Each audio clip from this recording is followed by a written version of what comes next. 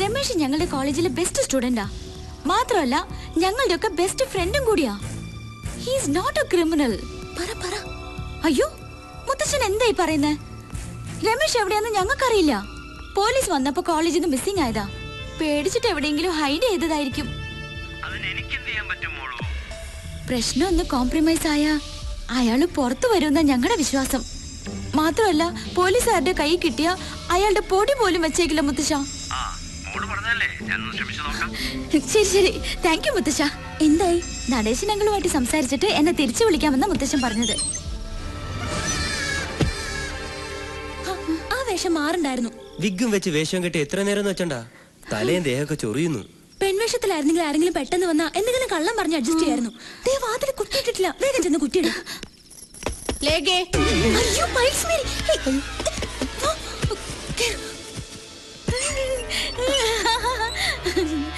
എന്താ രണ്ടുപേരുടെ മുഖത്തൊരു പരിഭ്രമം? അങ്ങനെയൊന്നുമില്ല മാഡം, ഞങ്ങൾ രണ്ടുപേരും സീരിയസ് ആയിട്ട് ഒരു മാറ്റർ സംസാരിക്കായിരുന്നു. അല്ല, ഇനി ആ ഇടിയാൻ കർത്താവ് പറഞ്ഞ പോലെ ആ ചെറുക്കനെ ഞാൻ ഇതിനകത്ത് ഒളിപ്പിച്ച് വെച്ചിട്ടുണ്ടോ? ഞങ്ങളോ? മാഡത്തിന് ഞങ്ങളെ വിശ്വാസമല്ലേ? വിശ്വാസമില്ല എന്നിട്ടല്ല, ഇപ്പോഴത്തെ പെൺപിള്ളേരുടെ കാര്യല്ലേ. അപ്പൊ മാഡത്തിന് ഞങ്ങളെ സംശയമുണ്ട്. എങ്കിൽ മാഡം ഞങ്ങളുടെ റൂം എല്ലാം ചെക്ക് ചെയ്യണം. ചെക്ക് ചെയ്തേ പറ്റൂ. വേണ്ട, ചെക്ക് ചെയ്യേണ്ട കാര്യമൊന്നുമില്ല. ഈ മേരി പയസിന്റെ കണ്ണു വെട്ടിച്ച് ഒരു പൂച്ച കുഞ്ഞിനെ പോലും ഈ ഹോസ്റ്റലിനകത്ത് ഒളിപ്പിച്ചു വെക്കാൻ ധൈര്യമുള്ള ഒറ്റ അവളുമാരും ഇന്നോളം ജനിച്ചിട്ടില്ല. I am proud of it. അത് ശരിയാ. ആ, നിങ്ങളോട് പറയാൻ വന്ന കാര്യം ഞാൻ പറഞ്ഞില്ലല്ലോ. എന്താ മാഡം? ആ രമേശിന്റെ വീടിന് നേരെ നടേശ മിനിസ്റ്റർ പാർട്ടിക്കാര് കല്ലെറിയുകയും അവന്റെ അമ്മയെ കുറെ ചീത്ത വിളിക്കുകയും ചെയ്തു അത്രേ. അവരെ ഇപ്പൊ BP കൂടി സിറ്റി ഹോസ്പിറ്റലിൽ അഡ്മിറ്റ് ചെയ്തിരിക്കുകയാണ്. മാഡം ഇതെങ്ങനെ അറിഞ്ഞു? TV ന്യൂസിൽ പറഞ്ഞതാ. ഓർത്താ വലിയ കഷ്ടം അവരുടെ കാര്യം. പ്രസാദ് കൺസ്ട്രക്ഷൻസ് എന്ന് പറഞ്ഞാ എന്തൊരു വലിയ കമ്പനിയായിരുന്നു. ബെൻസ് കാറും കൊട്ടാരം പോലത്തെ വീടും ഒക്കെ ഉണ്ടായിരുന്നവരാ. പക്ഷെ ആരും അങ്ങനെ ബിസിനസ്സിൽ ചതിച്ചു. അവസാനം കടം കയറി കേസും ജപ്തിയൊക്കെ ആയപ്പോ പാവം സൂയിസൈഡ് ചെയ്തു. ഏതായാലും ആ TV ന്യൂസ് കേട്ടത് പിന്നെ ആകെ ടെൻഷനായി. ഇന്നിനിപ്പോ കിടന്നുറങ്ങാൻ പറ്റും തോന്നില്ല. നിങ്ങൾ കിടന്നോ?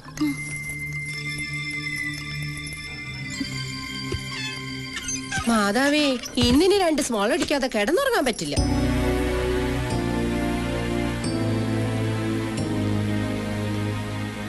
എനിക്ക് എന്റെ അമ്മ ഉടനെ കാണണം. ദയവേദി നിങ്ങൾ എന്നെ സഹായിക്കണം. മുത്തച്ഛൻ ആ മിനിസ്റ്ററുമായി സംസാരിച്ചിട്ട് ഉടനെ തിരിച്ചു വിളിക്കാമെന്ന് എന്നോട് പറഞ്ഞത്. എന്തെങ്കിലും ഒരു തീരുമാനമായിട്ട് നമുക്ക് പോകാം. ശരിയാ, ഇപ്പൊ സിറ്റിയിലേക്ക് ഇറങ്ങുന്ന റിസ്ക്. എന്നെ പോലീസ് പിടിച്ചോട്ടെ, പക്ഷെ എനിക്ക് എന്റെ അമ്മയെ കണ്ടേ പറ്റൂ. രമേശ്, ഡോണ്ട് ബി സിലി. പോലീസിന്റെ കയ്യിലെങ്ങാനും നിന്നെ കിട്ടിയാലുള്ള അവസ്ഥ അറിയാലോ. എന്തായി മുത്തശ്ശ? ഹേയ്, ഒരു രക്ഷയില്ല മോളൂ. അവൻ അവന്റെ ബംഗ്ലാവിൽ ഒഴിച്ചിലും പിടിച്ചിലുമായിട്ടൊക്കെ ഇരിക്കുക. ആ ചെക്കനെ കയ്യിൽ കിട്ടിയാൽ ഒന്നുകിൽ പോലീസുകാർ കൊല്ലും, അല്ലെങ്കിൽ പാർട്ടിക്കാർ കൊല്ലും എന്ന അവസ്ഥയാ. മുത്തശ്ശൻ പറഞ്ഞ നടീശനങ്ങൾ കേക്കില്ലേ? ഇല്ല, ഒരു കോംപ്രമൈസിനും അവൻ വഴങ്ങുന്നില്ല. അവനെ സ്റ്റേജിലിട്ട് ഫുട്ബോൾ പോലെ തട്ടുന്ന TV-കാരിങ്ങനെ റിപ്പീറ്റ് ചെയ്ത് കാണിച്ചുകൊണ്ടിരിക്കല്ലേ. അത് കണ്ടിട്ടാ പാർട്ടിക്കാർ ഇളകുന്നത്. ആ, കൊണ്ടുവന്ന ഞാനാണെങ്കിലും അവനിപ്പം മറ്റവന്മാരുടെ കൂട്ടുകക്ഷിയല്ലേ. 15 വർഷം മുഖ്യമന്ത്രിയായിരുന്നു എന്ന് പറഞ്ഞിട്ട് കാര്യമില്ല മോളൂ. മുത്തശ്ശൻ ഇപ്പൊ അധികാരത്തിലല്ലല്ലോ. ആ, പിന്നെ മോളിക്കാര്യത്തിൽ വേണ്ടാത്ത റിസ്ക് ഒന്നും എടുക്കണ്ട കേട്ടോ. എന്തു പറഞ്ഞു മുത്തശ്ശൻ? No scope. സാരില്ല, നമുക്ക് നേരിട്ടൊന്ന് പോയി സംസാരിക്കാം. മുത്തശ്ശനോടോ? നോ, മിനിസ്റ്ററോട്. നമ്മൾ ഒറ്റ കയ്യിലെടുത്ത് പോവാനോ? എന്തായാലും പിടിച്ച് തിന്നോ? നമുക്കൊന്ന് ട്രൈ ചെയ്യാം. ഏതായാലും ഈ പ്രശ്നം തീരാതെ രമേശ് ഇവിടുന്ന് വെളിയിലിറങ്ങിയ ശവം പോലെ അവന്മാര് തിരിച്ചു തരില്ല. മാത്രമല്ല, നമുക്ക് എത്ര സമയം രമേശിനെ ഇവിടെ ഒളിപ്പിക്കാൻ പറ്റും? എന്നാലും നീ എന്തേ പറയുന്നേ? ഈ സമയത്ത് പോയി മിനിസ്റ്ററെ കാണാന്ന് പറഞ്ഞ ഗൾഫ് കുഞ്ഞ് അധികം തലപോയിക്കണ്ട. നടേശൻ അങ്ങളെ ഞാൻ ചെറുപ്പം മുതലേ അറിയുന്നതാ. അതുകൊണ്ടാ ഒന്ന് ശ്രമിക്കാന്ന് പറഞ്ഞു. അതിനിപ്പോ അയാൾ എവിടെന്ന് വെച്ചാ? അയാള് മന്ത്രിമന്ദിരത്തിൽ ഒഴിച്ചിലും തിരുമലായിട്ടൊക്കെ ഇരിക്കല്ലേ. അത്രയ്ക്ക് ജോറായിട്ടല്ലേ ഇയാളെ കൊടുത്തത്. ദേ, രണ്ടും കൽപ്പിച്ച് ഞങ്ങൾ പോയി ട്രൈ ചെയ്യാം. ഈ ഒറ്റ രാത്രി കൊണ്ട് പ്രശ്നങ്ങളൊക്കെ തീർക്കാനാ. വെളിയിന്ന് പൂട്ടി താക്കോല് വാതിലിന്റെ മുകളിൽ വെച്ചേക്കാം. ഞങ്ങൾ വരുന്നത് വരെ അകത്തുനിന്ന് ഒരു ശബ്ദം പോലും ഉണ്ടാക്കരുത്. ജൂലി, നീ വേഗം റെഡിയാവും.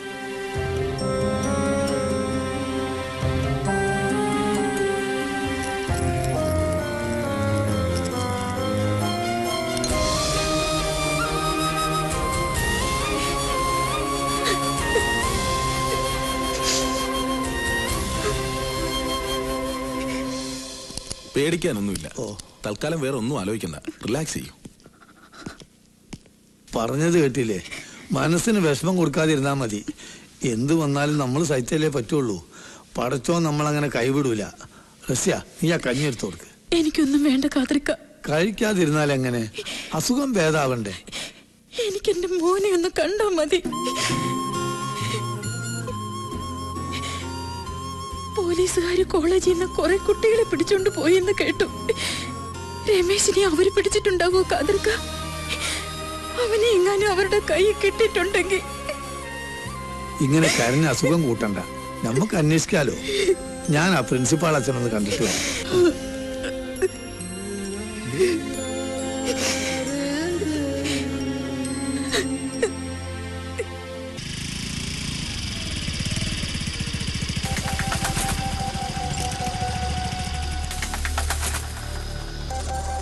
ഹലോ, ഇതാര് ലേക്കുഞ്ഞോ? ഇതെന്താ ഈ നേരത്തെ ഇവിടെ? നടേശനങ്ങളെ ഒന്ന് കാണാൻ വന്നതാ. ഒരു അത്യാവശ്യം ഉണ്ടായിരുന്നു. അയ്യോ, സാറ് ഇവിടെ ഇല്ലല്ലോ. എവിടെ പോയി? വളരെ അർജന്റ് ആയിരുന്നു.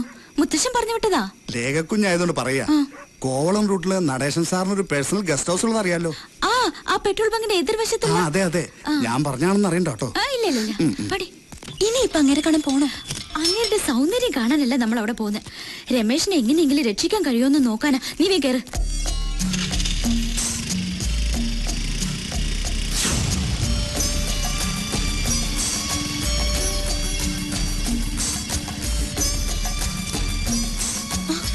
പൂട്ടിയിരിക്കുകയാണല്ലോ. എന്തായാലും അകത്ത് ആളുണ്ട്. ദേ, അങ്ങേരുടെ കാറും കിടപ്പുണ്ട്.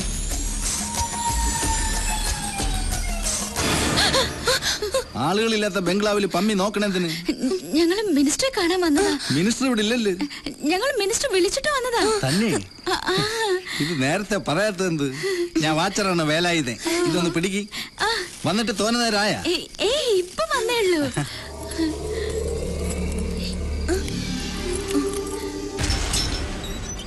അകത്തേക്ക് വരി. കേത്തലിന്റെ അവിടെ പോയതാണ് ചിക്കനും ചപ്പാത്തിയും മേടിക്കാൻ. ഇവിടെ വന്ന സാറിന്റെ ശാപ്പാട് അവിടെ നിന്ന് തന്നെ. ഡ്രൈവർ വയ്യം വീട്ടിൽ പോയി, അതുകൊണ്ട് ഞാൻ തന്നെ പോയത്. ഇവിടെ കുക്കില്ലേ? കുക്കർ ഒരുത്തം ഉണ്ടായിരുന്നു, അറുമുഖൻ. അവൻ വഴക്കിട്ട് പോയി. അല്ല, പേരെന്തര്? സ്റ്റെഫിഗ്രാഫ്. എന്തര്? സ്റ്റെഫിഗ്രാഫ്. ഈ കൊച്ചിന്റെയാ? സാനിയ മിർസ. വായിക്കൊള്ളാത്ത എന്തൊരോ പേരുകൾ തന്നെ. വല്ല സീത എന്നാ പാർവതി എന്നൊക്കെ ഇടാത്തെന്ത്? പേരിട്ടത് ഞങ്ങളല്ലല്ലോ. ഈ ചിക്കനും ചപ്പാത്തിയും വേണമെങ്കിൽ ഞങ്ങൾ കൊണ്ടു കൊടുത്തോളാം. വേണ്ട വേണ്ട, എന്റെ പണികൾ നിങ്ങൾ ചെയ്യണെന്തിന്? ഞങ്ങൾക്ക് മിനിസ്റ്ററോട് രഹസ്യമായിട്ട് കുറച്ച് സംസാരിക്കാനുണ്ടായിരുന്നു. തന്നെ തന്നെ മനസ്സിലായി. എന്നാ കൊണ്ട് കൊടു. സാറിന്റെ വായിന്ന് എന്നെ പള്ളി കേൾപ്പിക്കില്ലേ? അതൊക്കെ ഞങ്ങൾ ഏറ്റു. സാറിങ്ങോട്ട് വന്ന് കേറിയ മുട്ടായി ഭരണികൾ പൊട്ടിയ മാതിരി തുരുതുരാന്ന് ഓരോന്ന് വന്ന് കേറിക്കൊള്ളും. വാതില് തുറന്നു തന്നെ കിടക്കുന്നത് തള്ളി കേറിക്കൊള്ളി. നടേശൻ സാറിന്റെ തലയെ വരച്ചത് ബാക്കിയുള്ളവന്റെ ഊരെ വരച്ചിരുന്നെങ്കിൽ എന്നെ രക്ഷപ്പെട്ടു പോയേനെ. ഇവന്മാർക്കൊക്കെ കാവലിരിക്കാൻ തന്നെ നമ്മുടെ ഒക്കെ വിധി. ശ്രീപത്മനാഭ.